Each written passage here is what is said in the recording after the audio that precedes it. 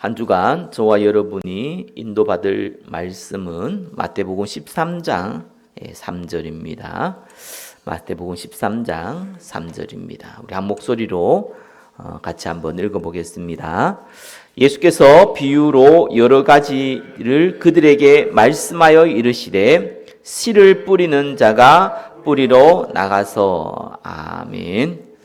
씨 뿌리는 자의 비유를 통한 하나님 나라라는 제목으로 말씀 증가하겠습니다. 우리 같이 한번 인사하겠습니다. 예수님이 나의 농부가 되십니다. 예. 성경 한 장씩 우리 읽어가면서 강해 설교를 계속 해왔는데 묵상하고 또 깊이 있는 것을 또 깨닫고 또 배우기에는 좋지만 좀 딱딱하다라고 느껴졌습니다. 그래서 주일은 주로 복음서 위주로 또 실천할 말씀 위주로 좀 인도받겠습니다. 우리 성경 한 장씩 강의하는 설교는 수요예배 때 계속해서 인도받겠습니다. 수요예배 통해서 우리 성경에 대한 지식과 깊이를 배워가시기를 바랍니다. 자, 금요 예배는 우리가 깊은 기도 시간으로 들어갈 예정입니다. 그래서 기도하는 시간으로 활용하시기를 바랍니다. 자, 새벽 예배는 우리 성경 구절 한 절씩 우리 암송하는 그러한 시간으로 인도받겠습니다. 매일매일 성경 한 구절씩 암송해서 내 마음에 담고 하루를 시작하시기를 바랍니다. 자, 오늘부터 해서 주일 우리 몇 주 동안은 마태복음 13장 하나님 나라에 대한 8가지 비유에 대해서 우리가 함께 인도받겠습니다. 자, 오늘은 씨 뿌리는 자의 비유를 통한 하나님 나라입니다. 자, 이 비유는 대부분 잘 알고 있는, 심지어는 불신자들도 잘 알고 있는 말씀 중에 하나입니다. 결론은 뭐냐? 대부분 결론이 열매를 거두는 좋은 땅이 되라. 보통 이렇게 교훈을 주는 메시지로 많이 증거됩니다. 한마디로 이제 옛날 성경은 옥토밭이라 했죠. 좋은 땅. 오늘날 성경은 좋은 땅이라고 기록되어 있습니다. 저와 여러분이 좋은 땅이 되어라. 자, 이것이 이 마태복음 13장 씨 뿌리는 자의 비유를 통해서 주로 하는 이제 내용들입니다. 자, 그러나 오늘 제목이 씨 뿌리는 자의 비유입니다. 그죠? 제목에서 알 수 있듯이 저와 여러분이 좋은 땅이 되기 이전에, 저와 여러분이 옥토밭이 되기 이전에 자, 씨 뿌리는 자의 관점으로 먼저 확인을 해야 됩니다. 자, 마태복음 13장 13절을 오늘 이렇게 읽었죠. 씨를 뿌리는 자가 뿌리러 나가서. 18절에는 이 비유를 예수님이 설명할 때 그런즉 씨 뿌리는 비유를 들으라 이렇게 얘기했습니다. 근데 여기 이제 한글 성경에서 몇 가지 이제 오타가 난 것들이 있어요. 번역하시는 분들이 이제 문맥상 큰 문제가 없으면 그대로 적는 경우가 있는데, 이런 경우는 이제 문맥상은 문제가 없어 보이는데 단어 하나하나가 굉장히 중요한 단어들이 있거든요. 그걸 빠뜨렸어요. 그래서 원문에는 스페리온토스라고 합니다. 이 뭐냐, 그러니까 씨 뿌리는 자의 비유를 들으라. 이 내용입니다. 그래서 사실은 마태복음 13장 18절은 그런즉 씨 뿌리는 비유가 아니고 씨 뿌리는 자의 비유를 들어라가 정확한 표현입니다. 씨 뿌리는 비유가 아니고 이건 씨 뿌리는 자의 비유입니다. 무슨 말입니까? 주체가요? 씨 뿌리는 자라는 거예요. 자, 물론 그 씨에 대해서, 하나님 뿌리는 이 씨에 대해서 우리가 받는 그 마음밭이 굉장히 중요하죠. 자, 그러나 씨 뿌리는 자가 없다면은 그 밭은 의미가 없습니다. 그죠? 씨가 없다면은 그 밭은 아무런 의미가 없죠. 그래서 밭의 반응, 저와 여러분이 옥토가 되는 것은 2차적인 문제고요. 첫 번째는 뭡니까? 씨 뿌리는 자. 그리고 씨가 중요한 겁니다. 씨 뿌린 자는 누군지 잘 알잖아요. 그죠? 예수 그리스도, 인자죠. 씨는 뭡니까? 하나님 말씀, 복음. 밭은 뭡니까? 저와 여러분의 마음밭이죠. 대부분 잘 알고 있는 말씀입니다. 자, 이 부분은 먼저 알고 있으니까, 자, 요걸 먼저 우리가 알고 있으니까 그걸 기준으로 해서 오늘 하나님이 저와 여러분 개인에게 주시는 말씀을 붙드시기를 예수 그리스도의 이름으로 축원합니다. 성경을 아는 것보다 더 중요한 것은 성경을 나에게 주신 말씀으로 붙잡으셔야 됩니다. 자, 첫 번째입니다.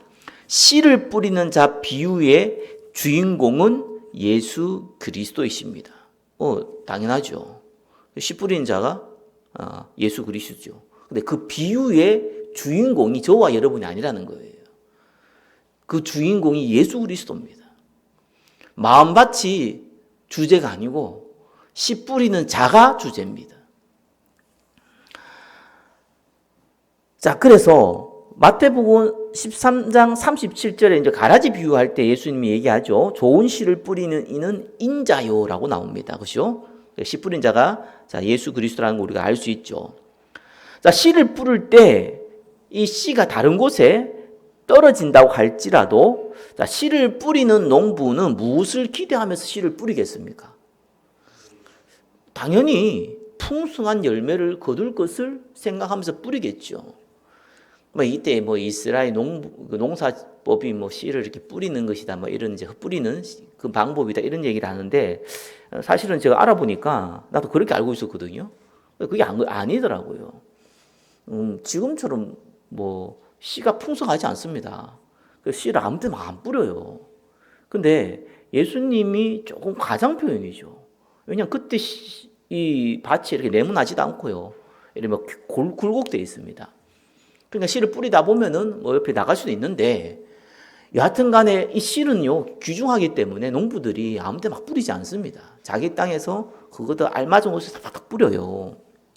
근데 예수님이 그냥 길가에도 떨어진다, 돌짝밭에도 떨어진다, 가시덤 위에 떨어진다, 이런 표현을 써요. 우리가 결론적으로 알 수 있는 게 씨가 뭡니까? 복음이잖아요. 복음이 어디 들어가야 돼요? 길가에도 가야 되고요. 돌짝밭에도 가야 되고요. 가시덤불에도 가야 되고요. 좋은 땅에도 가야 된다는 거예요. 그래서 그때 당시에 농사법을 좀 과장해서 표현한 거예요. 씨가 넉넉하지 않는데 그걸 막 뿌리라는 겁니다. 자, 이렇게 하면서 뭘 얘기합니까? 자, 풍성한, 그러나 어떤 간에 농부는 풍성한 걸 거두기를 원해요. 그래서 예수님이 이 풍성한 수확을 기대하면서 복음을 전하시는 거예요. 무슨 풍성한 수확입니까? 하나님 나라. 그거를 거두기를 원하는 거예요. 자, 근데 여기서 좀 재미있는 표현이 있어요.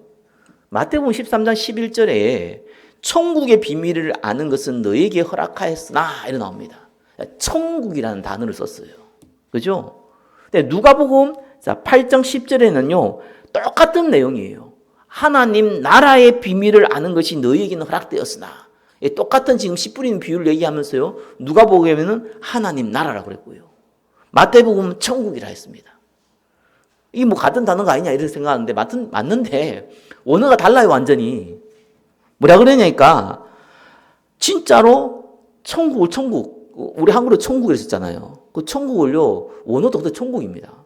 뭐냐니까 하늘들의 왕국이에요. 그 바실레이아 이렇게 들어봤잖아요. 그게 그 왕국을 얘기하거든요. 그죠? 그래서 우라논이 단어를 썼어요. 톤 우라논. 우라논이라는 것이 하늘들이에요, 하늘. 하늘의 왕국을 얘기했어요. 마태가 왜 이렇게 썼겠습니까? 유대인들 향해 쓴 글이거든요. 그러니까 하늘들의 왕국이라는 단어를 썼고요. 누가는 이방인들 대상이잖아요. 특별히 로마 사람들 대상이란 말이에요. 그러니까 뭘 썼습니까? 그는 떼우라는 단어를 썼어요. 이 떼우라는 거, 야훼라는 단어를요, 헬라어로 바꾸면은 이 떼우라는 단어거든요. 진짜로 하나님의 나라 썼어요. 바실레이아 투 떼우 이렇게 썼어요. 그러니까 진짜로 달라요. 그리고 좀 이해를 할 필요가 있어요. 이게 이스라엘 사람들이요, 하나님이라는 단어를요, 말로 안 뱉습니다. 하나님 믿는 백성인데. 왜? 야훼라는 단어, 고향 야훼고, 이제 헬라어는 떼우거든요. 이 단어를요, 쓰면은 너무 거룩한 단어이기 때문에 감히 죄인된 내가 그 이름을 거론할 수가 없는 거예요. 그래가지고 그들이 쓴 단어가 아도나니입니다. 아도나이 들어봤죠? 주님 이런 뜻입니다. 그래서 야훼라는 단어를 성경에는 썼는데 이걸 딱 읽을 때는 안 읽어요. 그래서 아도나니 이렇게 읽습니다. 주님이라고 바꿔버립니다. 왜요? 그 거룩한 이름을 내가 쓸 수가 없단 말이에요. 그래서 마태가 이걸 누가 적겠습니까? 예수 안 믿는 유대인들이 적었잖아요. 그래서 가능한 거부감을 줄이려고 이 단어를 쓴 거예요. 여하튼 간에 하나님 나라. 예수님은 진짜로 이때 뭘 썼겠습니까? 때우라는 단어를 썼겠습니까? 우라논이라는 단어를 썼겠습니까? 하늘들의 천국이라는 단어를 썼겠어요? 아니면 하나님 나라라는 단어를 썼겠어요? 제가 볼 때는 하나님 나라라는 단어를 썼어요. 그냥 천국이라는 단어를 쓰지 않고요. 하나님 나라라는 단어를 썼단 말이에요. 마태는 요거를 단어를 바꿀 뿐이에요. 왜? 불신자 유대인들에게 지금 적는 글이니까. 근데 이 단어는요, 굉장히 놀랄 만한 단어죠. 하나님의 나라. 왜 그러냐니까 오늘 나도 대부분 불신자나 대부분 사람들이 어떻게 생각하냐니까 천국 하나님 나라를 뭐로 생각합니까? 죽어서 가는 곳이잖아요. 유대인도 그렇게 생각하고 있거든요. 그런데 하나님 나라가 너에게는 허락되었다.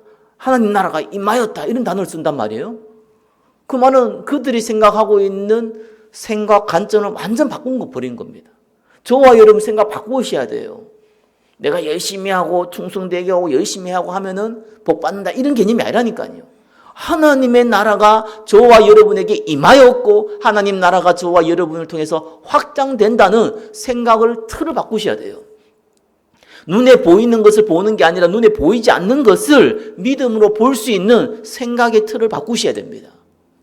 그래서 예수님이 과감한 단어를 쓴 거예요. 하나님의 나라. 우리는 워낙 많이 듣다 보니까 뭐 천국 하나님 나라 같은 단어다 이렇게 생각하는데 달라요. 하나님의 나라를 많이 들으니까 그냥 하나님 나라다 이렇게 쓰는데 이건 유대인들한테 생각이 완전 전환되는 그러한 단어입니다. 저와 여러분도 생각을 완전 바꾸셔야 돼요. 눈에 보이지 않는 영적 세계가 눈에 보이는 영적 육신의 세계를 움직인다는 사실을 아셔야 됩니다. 눈에 보이지 않는 영적 세계를 저와 여러분들이 보지 않고 눈에 보이는 것을 따라간다면은 그거는 맹인이 맹인을 따라가는 것과 동일한 것과 같지요. 자, 그래서 예수님이요 씨 뿌리는 비유를 통해서 구약에 예언하였던 그 하나님의 나라가 이 바실레이아가 이제는 예수님을 통해서 말씀을 통해서 저와 여러분에게 임하였고 이미 시작되었다라고 선언을 하고 있는 겁니다. 자, 그래서 본론에 들어가면요 씨를 뿌리는 농부는 정말 풍성한 열매를 거두었습니까? 자, 씨 뿌리는 자가 씨를 막 뿌렸는데 그 씨 뿌린 자의 비유가 예수님이 주인공인데 씨를 막 뿌렸는데 풍성한 열매를 거두겠습니까? 결론적으로 말하면은 풍성한 열매를 거두지요. 그러나 제한적 시간이라는 틀 안에서 또한 시대적 상황과 현실이라는 상황 안에서 저와 여러분이 느껴지는 현실은 많이 달라요. 완전 반대일 수도 있어요. 내 인생이 지옥일 수도 있다니까요. 아니 하나님 나라 저와 여러분한테 임하였는데 실제로 임했는데 저와 여러분한테는 지옥일 수 있다니까요. 지옥처럼 느껴질 수 있다니까요. 왜? 내 현실이 그러니까. 내 상황이 그러니까. 실제로요. 복음을 위해 살겠다. 내가 정말 하나님을 위해 살겠다. 이런 사람들의 고통이 뭔 줄 저와 여러분은 아시지 않습니까? 그게 뭡니까? 경제의 문제도 아니고요. 사람의 문제도 아니고요. 어떤 핍박이나 모함이나 이런 문제도 아니에요. 많은 기도와 헌신과 노력을 했지만 실제로 그 시간과 노력들이 다 낭비되는 것처럼 느껴진다는 거예요. 왜? 열매가 없는 거예요. 있는 것 같은데 없는 거예요. 저와 여러분들이 하나님의 위로의 말씀을 들어야 됩니다. 이 씨 뿌리는 자의 비유의 주제는요, 마음밭이 아니라 씨 뿌리는 자입니다. 누가 씨를 뿌립니까? 예수님이 뿌리시잖아요. 저와 여러분 손을 통해서 뿌릴 뿐이지 예수님이 뿌리신단 말이에요. 그죠? 근데 열매는 어떻게 됩니까? 실제로 예수님이 열매를 많이 거두었습니까? 아니잖아요. 수많은 유대인들이 따라다녔지만 예수님이 십자가에 못 박을 때 다 도망간 게 아니죠. 이건 아예 다 핍박자로 바뀌었어요. 그나마 자기가 잘 아꼈던 그 12제자마저도 사실 도망간 것처럼 보여졌어요. 그러니까 하나님이신 예수님이 이 땅에 육신의 몸을 입고 와서 약 33년이라고 흔히 얘기하는데 아무튼 그 인생을 살면서 3년 동안 집중적으로 공생의 생활을 하면서 남은 거는 아무것도 없는 거예요. 오히려 죽음밖에 없는 거예요. 이렇게 보인다니까요. 우리가 지나고 보니까 예수님이 성령으로 오시고 성령이 역사하고 이런 걸 보는 거지, 예수님 십자가에 못 박을 당시에는 어떤 시간표였습니까? 아무도 없는 거예요. 모든 시간, 헌신, 그 모든 수고, 모든 노력들이요 헛것금이 되는 그런 것처럼 보이는 시간표였습니다. 그런데 우리가 잘 알지 않아요? 성경 어떤 일이 벌어졌습니까? 예수님이 부활하시고 120명의 성도를 통해서 성령의 역사가 일어났고, 그래야 예루살렘 교회, 안디옥 교회, 또 소아시아를 비롯해서 마게도냐까지 교회가 세워졌습니다. 또 오늘날 저와 여러분들이 이렇게 예배를 드릴 수 있고 하나님 말씀 들을 수 있다는 것이 그게 증거잖아요. 그래서 모든 민족 만민에게 복음이 증거된 게 증거잖아요. 그러나 예수님의 공생의 3년이나 시간표를 보면은 아무 열매도 없어요. 그 수많은 시간과 노력들이 다 물거품이에요. 그래서 저는 바울이라는 사람을 보면서요, 이렇게 쭉 살펴봤는데, 바울이 어마어마한 사람들에게 복음을 전하고 어마어마한 나라에 복음을 전하는 것 같은데, 보니까 몇 개 안 돼요. 가보니까 교회도 몇 개 안 되고요. 그리고 알다시피 그 교회 다 문 닫았어요. 뭐 몇 세기 안 되기 전에 다 문 닫아버렸어요. 그러나 복음은 끊임없이 증거되어졌고 확장되어졌고 하나님 나라는 확장되어졌고, 또한 그 열매를 저와 여러분이 지금 이 자리에 있다는 것 자체가 열매 있는 것으로 증거로 우리는 알 수가 있습니다. 씨 뿌린 자의 비유의 주인공은 예수 그리스도. 그래서 저와 여러분들이요, 위로의 말씀, 또 확신의 말씀을 이 시간 붙잡으셔야 됩니다. 예수님이 저와 여러분의 손을 빌려서 씨를 뿌리는 것이지만 그 열매의 시간표는 하나님의 시간표에 반드시 거두신다는 겁니다. 저와 여러분의 수고와 노력과 기도와 눈물이 헛되지 않음을 확신하시고 기억하시고 마음에 다듬으시기 바랍니다. 두 번째입니다. 하나님 말씀에 믿음으로 반응한 자가 하나님 나라의 백성이 됩니다. 자, 하나님의 말씀, 이 씨 뿌린 자의 비유를 통한 하나님의 나라의 주인공은 예수 그리스도인데, 그 혜택을 누가 받느냐? 그 말씀을 믿음으로 반응한 자가 받는 거예요. 쉽게 말해가지고 하나님 나라에 이 복음을 전했는데, 이 복음을 누가 그 나라의 백성이 될 수 있냐? 하나님 나라의 백성이 될 수 있냐? 이 복음을 믿음으로 받는 자가, 믿음으로 받는 자가, 반응하는 자가 하나님 나라의 백성이 되는 거예요. 19절에 길가밭에서 설명하고 있죠. 아무나 천국 말씀을 듣고 깨닫지 못할 때는 악한 자가 와서 그 마음에 뿌려진 것을 빼앗나니 이는 곧 길가에 뿌려진 자요. 악한 자가 누굽니까? 마가복음 4장 15절에는 사단이 즉시 와서 말씀을 빼앗았다 이렇게 표현하고 있고요. 누가복음 8장 12절은 마귀가 가서 그들이 믿어 구원을 얻지 못하게 하려고 말씀을 빼앗았다라고 기록하고 있습니다. 이게 사단이죠. 말씀을 빼앗은 거예요. 자, 그러면 이때 예수님이 막연하게 그냥 길가밭도 있고 돌짝밭도 있고 가시덤불도 있고 말이에요. 좋은 밭도 있고 이렇게 표현하지 않고 말하진 않지만 대상자를 찝은 거예요. 우리도 표현을 할 때에, 비유를 표현할 때에 누군가를 대상자를 생각하면서 얘기할 경우가 많지요. 예수님도 마찬가지입니다. 대상자를 생각한 거예요. 누가 길가밭이냐? 결론적으로 말하면 제사장을 포함한 당시 유대 지도자들이죠. 이들 보고 길가밭이라고 했습니다. 당시 유대인들의 구원관을 좀 볼 필요가 있어요. 유대인들은요, 예수 믿으면 하나님 믿으면 구원받는다 이런 개념이 아니에요. 그들이 구원받을 확률로 따져요. 유대인들은 다 구원받는다 이런 게 아니고요. 누가 구원받을 확률이 높은가 이렇게 따집니다. 그 대상자가 누구겠습니까? 성전의 일을 맡은 제사장이요, 구원받을 확률이 제일 높은 사람이에요. 그들이 보는 구원관이 그래요. 두 번째는 누구겠습니까? 그 성전의 일을 도와주는 레위인들이에요. 세 번째는 누구겠습니까? 유대인들입니다. 그 외에 유대인들이에요. 이렇게 구원관을 이렇게 갖고 있어요. 그래서 구원받는다 이런 개념이요, 이렇게 형성되어 있습니다. 구원받을 확률이 예를 들면 90% 된다. 제사장은. 또 레위인들은 뭐 한 80% 된다. 유대인들 한 70% 된다. 뭐 이런 개념이에요.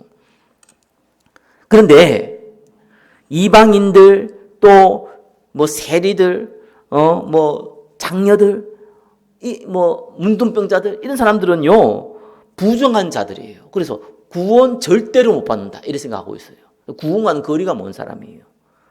심지어는 이방인들을 지옥의 땔감이라고 생각했던 사람들이 이 사람들이 유대인들이거든요. 그래서요 성경에 보면은 택도 없는 소리 막 나오는데 이 누가복음 18장 10절 11절에 보니까 이 바리새인과 세리가 그 기도한 내용이 나와요. 그래서 바리새인이 어떻게 기도했니까 하나님이여 나는 다른 사람들 곧 토색 불의 간만 자들과 같지 아니하고 이 세리와 같이 아니함을 감사하나이다. 아니 기도 내용이요. 내가 저 인간 같지 않아서 감사합니다. 이렇게 기도해요. 우리는 그런 들으면 이런 미친놈이 다 있네 싶잖아요. 근데 이건 구원관을 몰라서 그래요. 무슨 말이냐니까 이건요 우리로 표현하면은요 나를 구원받을 수 있는 자로 부르심을 감사합니다. 이런 표현이에요 이게. 나는 세리와 죄인과 저 이방인으로 부르지 아니했음을 감사합니다. 이 말이 나를 구원받을 수 있는 자로 부르심을 감사합니다. 이런 표현이었어요. 그러니까 유대인들은 이게 너무 당연한 표현이에요. 그 이방인이나 세리를 무시한 표현이 아니고요. 욕하는 표현이 아니고 그들에게는 구원관이 그렇다니까요. 그들은 구원과 상관없는데 나도 구원과 상관없는 사람이 아니라 구원과 상관 있는 사람을 불러주셔서 너무 감사합니다. 이런 표현이거든요. 그러니까 마태복음 9장 10절 11절에 보니까요. 이 바리새인들이 예수님을 이 제자들한테 얘기하죠. 어찌하여 너희 선생은 저 세리와 죄인들과 함께 함께 식사하시냐 잡수시냐 이런 표현을 써요. 이게 뭐 우리가 볼 때는 이게 아예 이제 바리새인들이 나쁜 놈 거죠. 예수님은 선한 분 이렇게 이제 딱 이원론적 관점으로 보잖아요. 뭐 틀린 건 아닌데. 그런데 이들의 입장에서 생각했을 때는 그들에게는 구원이 없는데 구원이 있을 수 없는데 어떻게 그들에게 구원의 말씀에 대해서 말한다고 얘기할 수 있냐는 거예요. 그런 의미입니다 이게. 그러니까 유대인들의 구원과는요 절대로 이방인들 또 뭐 문둥병자들 뭐 세리인들 이 사람들은 절대로 구원 못 받는 개념을 갖고 있어요. 그래서 본문으로 들어가면은 이 말씀에 믿음으로 반응하는 사람이 그들이 생각하는 이 바리새인들, 사제사장들, 유대인들이 아니라 바로 세리 또 장녀 이방인들이었단 말이에요. 그런데 이들이 반대로 특별히 유대인 지도자들은 반대로 예수님을 가장 방해하고 공격한 사람이에요. 심지어 십자가에 못 박은 그 사람들이에요. 그러니까 그들을 예수님이 길가밭이라고 얘기한 겁니다. 사단이 빼앗아 버렸다는 거예요. 이들 볼 때는 황당하죠. 자기들이 구원받기 제일 1순위인데 너는 구원 못 받을 자라고 얘기하니까. 길가밭이라고 얘기하니까. 이들이 이 말을 진짜 이해를 못했을까요? 바리새인들이 이 말을 이해 못한 게 아니라니까요. 그들이 얼마나 공부를 많이 한 사람들인데 이걸 이해를 못하게 이런 단순한 비유를 이해를 못할 사람들이 아니에요. 근데 성경에 나오죠. 말씀 사단이 빼앗아 버렸다. 들으려고 생각하지 않는 거예요. 말도 안 되는 소리라는 얘기하는 거예요. 기본이 틀린 거예요. 예수님이 자기들 볼 때에는 구원관도 없는 거 이거는 이렇게 보여진 겁니다. 그러니까 아예 들을 생각도 안 했죠. 그래서 하나님이 이 예수님이 이들에 대해 안타까운 마음으로 깨달으라고 당신들이 길가밭이야 라고 얘기한 거예요. 그리고 20절 21절은 돌밭에 대해서 얘기하고 있죠. 돌밭에 뿌려졌다는 것은 말씀을 듣고 즉시 기쁨으로 받되 그 속에 뿌리가 없어 잠시 견디다가 말씀으로 말미암아 환난이나 박해가 일어날 때에는 곧 넘어지는 자요. 자, 이때 당시에 예수님께서 누구를 염두에 두고 이 말씀을 했겠습니까? 뭐 결론적으로 말하면은 유대인들이죠. 그렇죠? 이들은 예수님의 기적에 처음에는 환호했고 또 치유받음에서 굉장히 기뻐했지만 심지어는 예루살렘에 입성할 때 호산나 주의 이름으로 오시는 자여라고 환영했지만 이 권력기구인 사내들인 공회가 등을 돌릴 때에 예수님을 죽이고자 할 때에 대다수의 유대인들은 180도 태도를 바꾸어서 예수님에게 등을 돌리고 공격자로 바뀌어졌습니다. 그들을 보고 뭡니까? 돌밭이라고 얘기한 거예요. 그거는 예수님이 유대인을 비꼬거나 종교 지도자를 비꼬고 있어 쓰는 표현이 아닙니다. 깨달으라는 거예요. 길가밭이 되지 말고 돌짝밭이 되지 말고 나의 말씀을 들으라는 거예요. 나의 말을 들으라는 겁니다. 22절에 가시떨기 밭에 대해서 설명하고 있죠. 22절은 가시떨기에 뿌려졌다는 것은 말씀을 들으나 세상의 염려와 재물의 유혹에 말씀이 막혀 결실하지 못하는 자요. 이건 누굴 염두에 두겠습니까? 뭐 여러 사람이 있을 수 있겠지만 대표적인 것이 가룟 유다예요. 결국은 3년 동안 예수님과 함께 있었지만 자신이 생각했던 그 힘과 권력이 예수님께 없구나. 난 예수님을 통해서 이스라엘에서 이 로마를 다 정복해버리고 정치 군사적인 나라로 세워질 줄 알았는데 그러한 힘과 능력과 방향은 예수님께 없구나. 이래서 등을 돌린 사람이 가룟 유다입니다. 자, 그러면 23절에 이렇게 나오죠. 이제 좋은 땅, 옥토밭에 대해서 얘기하고 있습니다. 좋은 땅에 뿌려졌다는 것은 말씀을 듣고 깨달은 자니 결실하여 어떤 것은 100배, 어떤 것은 60배, 어떤 것은 30배가 되느니라 하시더라. 자, 유대인들이 생각할 때 가장 부정하고 전혀 구원의 대상이 될 것이라고 생각하지 못했던, 그죠? 이방인들과 죄인들. 그들을 염두한 겁니다. 그래서 저와 여러분이 하나님의 은혜로 하나님의 말씀을 믿음으로 반응한 하나님의 백성임을 기억하시기 바랍니다. 그게 또 이 말씀에서 주는 중요한 교훈입니다. 자, 세 번째입니다. 하나님 나라의 열매를 맺기까지 가장 필요한 것은 인내함입니다. 자, 13장 23절에는 이렇게 뭐 30배, 100배, 60배, 30배 이렇게 설명했는데 똑같은 성경 구조인데 누가복음 8장 15절에는 뭐라고 얘기했냐 하니까 좋은 땅에 있다는 것은 착하고 좋은 마음으로 말씀을 듣고 지키어 인내로 결실하는 자니라. 결국은 누가 이기느냐? 누가 열매를 거두느냐? 끝까지 인내하는 자입니다. 세상 원리도 마찬가지인 것 같아요. 어떤 분야의 전문 분야든지 사업을 한다든지 뭘 하든지 간에요. 진짜 응답받는 사람은 끝까지 가는 사람이에요. 물론 세상은 실패가 있죠. 망하는 거죠. 그런데 우리 안에는 실패라는 게 없잖아요. 있어 보여도 그거는 하나님께서 축복을 위한 통로가 되지 실패라는 자체가 없거든요. 그러니까 결국은 누가 열매를 거두느냐? 누가 응답의 열매를 거두고 누가 응답의 축복을 누리느냐? 인내로 기다리는 자. 저는 옛날에 열심으로 최선에서 집중한 자가 열매를 거둔다고 생각했어요. 성경에 그런 부분이 많으니까. 성경에 보니까 진짜 응답은 인내로 기다리는 자더라고요. 가짜 응답은 집중으로도 얼마든지 얻을 수 있는 것 같더라고요. 보니까.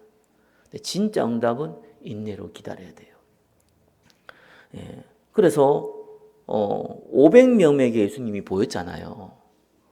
근데 예수님이 예루살렘 떠나지 말라고 했거든요. 그리고 기다리라 했어요.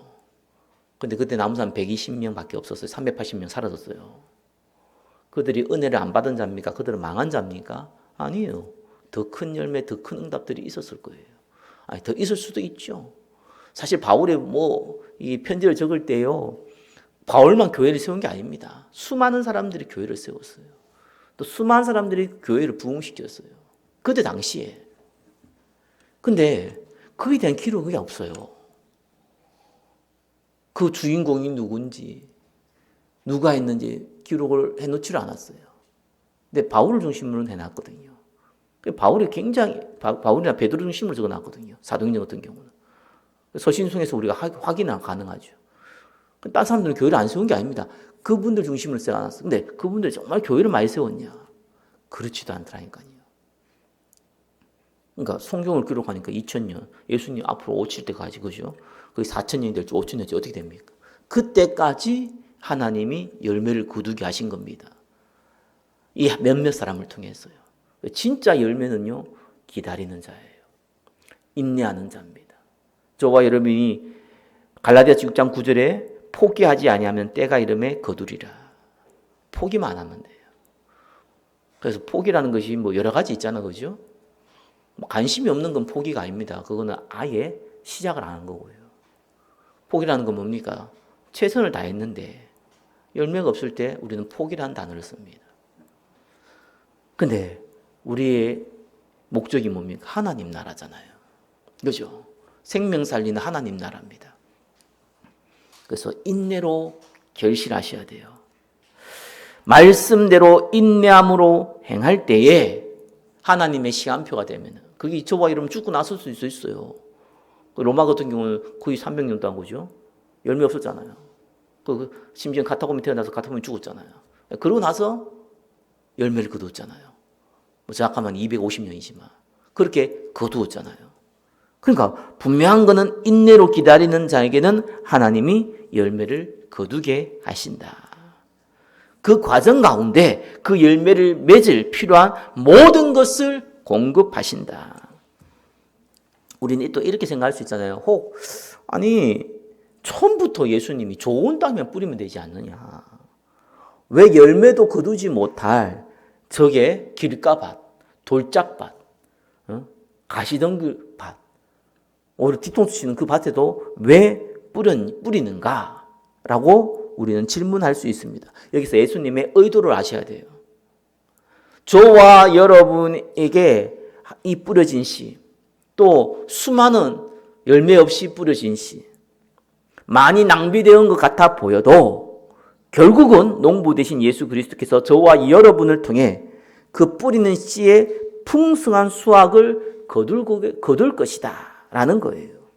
다르게 표현하면은 길가밭, 돌짝밭 얼마나 많습니까? 그러니까 사실상 힘 빠지기 딱 좋죠. 그 수많은 씨들이 아무 열매를 거두지 못하잖아요. 그러니까 힘 빠지기 딱 좋은 거예요. 힘 빠지지 말라는 거예요, 한마디로. 그래서 복음 위에 사는 사람은 끝까지 복음의 씨를 뿌리시고 기다리시라. 예수님도 그렇게 했고 수많은 믿음의 사람도 그렇게 했습니다. 그 결과 저와 여러분이 복음 받았음을 기억하시길 바랍니다.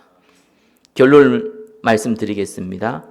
사실 길가밭, 돌짝밭, 가시밭, 좋은 땅, 그 네 가지 밭은요 특정한 사람이 아니라 예수님이 대상자를 생각하면서 얘기한 것도 맞지만 사실상 우리가 원론적으로 봤을 때 이거는 우리 안에 이 네 가지 밭이 다 있습니다. 저와 여러분 안에는 길가밭도 있고요, 돌짝밭도 있고요, 가시밭도 있고요, 좋은 땅도 있습니다. 근데 이 밭은요 스스로 일굴 수가 없어요. 스스로 뒤집을 수가 없다니까요. 뒤집어 덮어야 되는데 이걸 할 수가 없다니까요. 그래서 농부가 뒤집어야 돼요. 그죠? 그래서 땅을 뒤집어서 길가밭이 이 옥토밭이 되게 만들어야 되고 가시밭에는 가시를 없애야 되고 돌짝밭에는 돌을 없애야 돼요. 예수 그리스도께서 저와 여러분의 농부가 되셔서 밭을 기경하실 겁니다. 다만 한 가지 좀 더 감사한 거는 우리는 무생물이 아니에요. 우리는 자유의지가 있는 영적 존재입니다. 밭을 갈아엎을 때에 저와 여러분이 순종하게 되면은 빨리 갈아엎어집니다. 곡이 다릅니다. 무생물이 아니니까. 우리가 믿음으로 반응할 때 빨리 하나님이 이 마음 밭을 갈아엎을 수가 있는 겁니다. 그래서 예수님이 이 씨 뿌리는 자의 비유를 통해서 운명이 정해졌다 이래기래 얘기를 하려는 것이 아니라 이 말씀을 듣고 내 안에 뭐가 있습니까? 돌짝도 있고요, 길가도 있고요, 가시덤불도 있잖아요. 그죠? 그걸 빨리 하나님 말씀 듣고 돌이키라. 길가밭 같은 종교 지도자들, 또 돌짝밭, 가시밭과 같은 유대인들, 이들이 돌이키기를 원했고 저와 여러분들이 돌이키기를 원하시면서 예수님이 주신 말씀입니다. 한 주간 말씀에 순종하여 마음밭을 좋은 땅으로 갈아엎는 응답 누리시기를 예수 그리스도의 이름으로 축원합니다. 기도하겠습니다. 예수 그리스도께서 우리의 농부가 되심을 감사드립니다. 좋은 땅으로 100배, 60배, 30배의 열매를 거두는 축복을 더하여 주옵소서. 예수 그리스도 이름으로 기도드립니다. 아멘.